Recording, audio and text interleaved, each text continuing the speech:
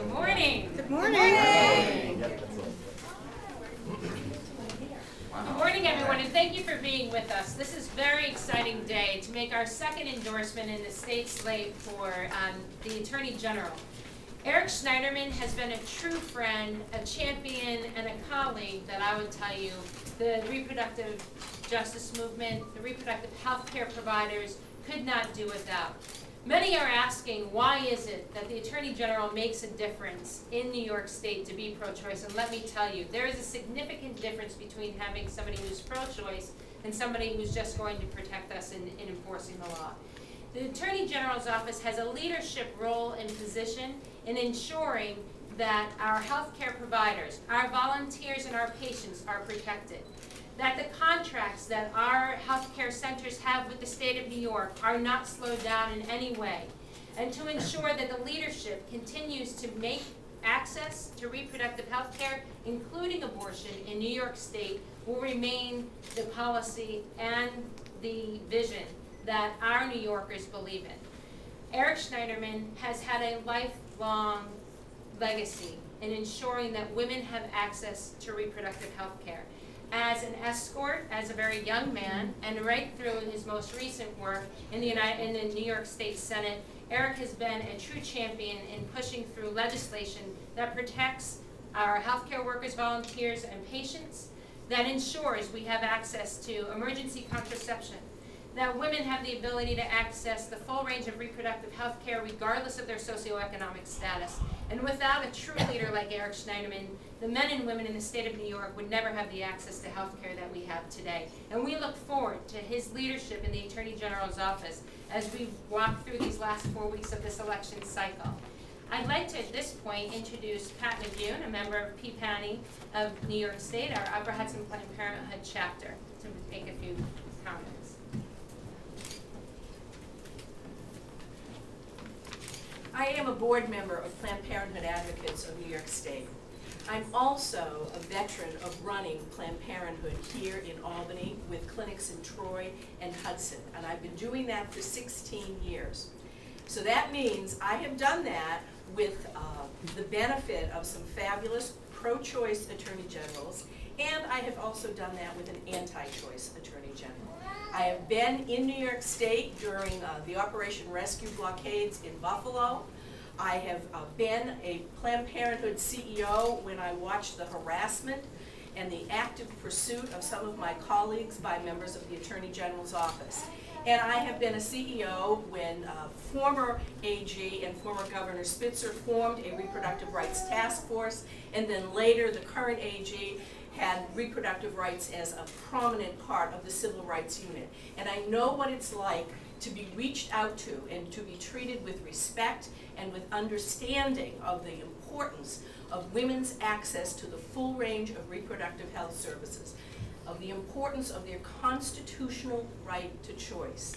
I also know what it's like to be treated with respect and care with regard to our patients' safety, and to be treated with understanding of how harassment of providers of reproductive choice affect the safety of both the patients and staff who go forward.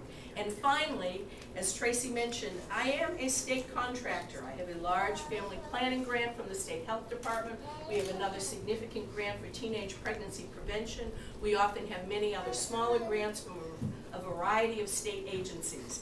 And the timeliness of payment under state grants is a critical aspect of our being able to provide services to poor women, to young women, to people in need.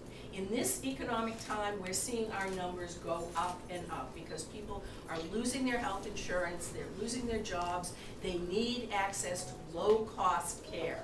And when we have contracts that are held up someplace in the bureaucracy, we can't get paid. There is not a contract that you have with state government that does not require the signature of the Attorney General's office. And a pro-choice Attorney General can see to it that we have a contract and that we get paid on time. I am thrilled to be here today to participate in our endorsement of Eric Schneiderman. If I had not been asked to participate, I would have asked. I'm delighted to be here.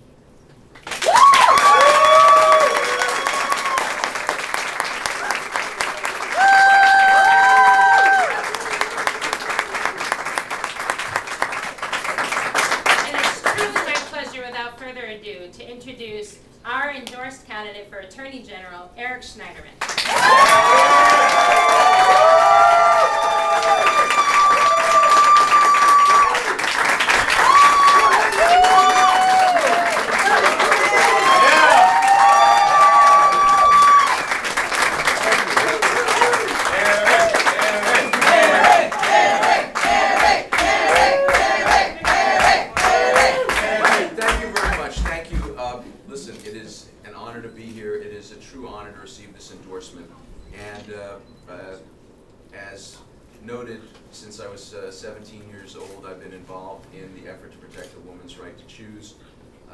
After high school, I worked in a clinic for a while in Washington, D.C. when abortion was legal there and illegal in the rest of the southeastern United States.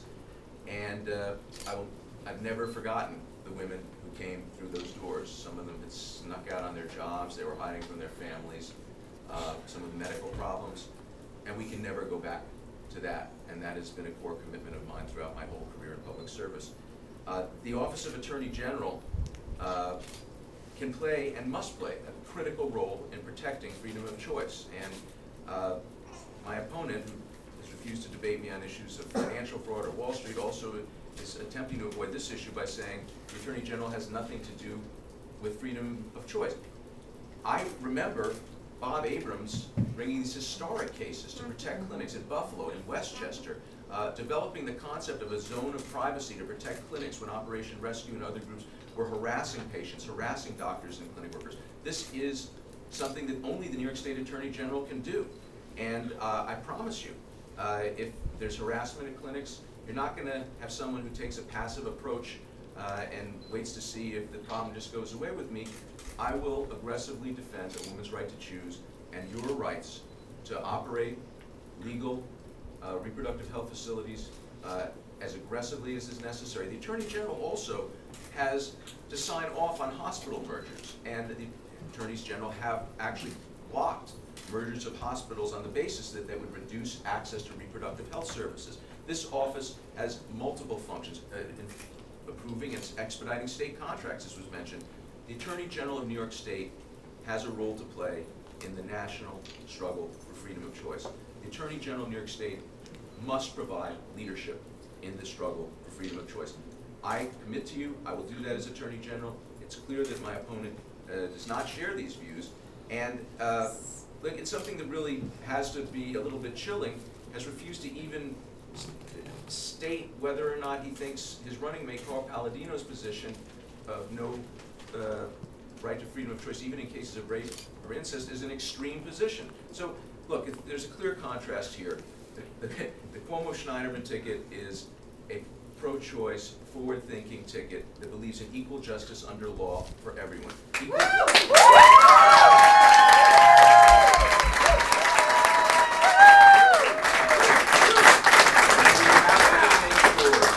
Everyone understands that the right to freedom of choice, the right of women to control their own bodies, is a central aspect of equal justice under law. I will fight for that and work for that as Attorney General. I look forward to working with all of you and to moving our state forward in so many positive directions. We certainly are not going to ever go back on the issue of freedom of choice. Thank you very much.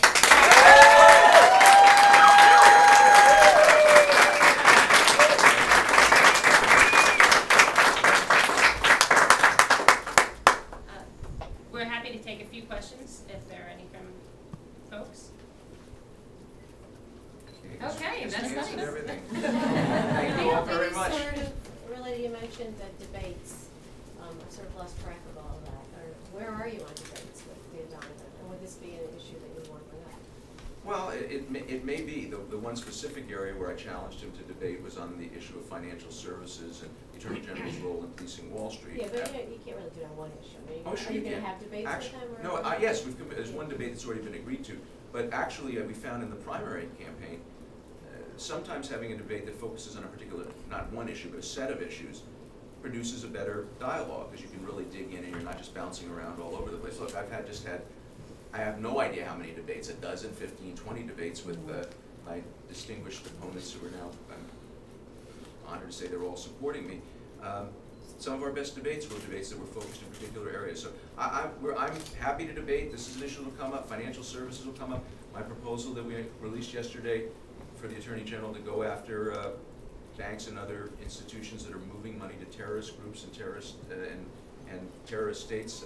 Well, I want to talk about everything. But certainly, we're here today for me to get this important endorsement, but also just to make the record clear. The Attorney General of the State of New York plays a major role in protecting freedom of choice, and pretending it's not true is not going to work in this campaign. There's a quote from your opponent in the press release announcing this endorsement that says, Donovan said, I don't know if Carl Palladino's position on abortion is extreme or not. He's claiming that was taken out of context in the interview given on PBS last week. Do you have any comment on that? You know, I've read the whole transcript, wasn't taken out of context.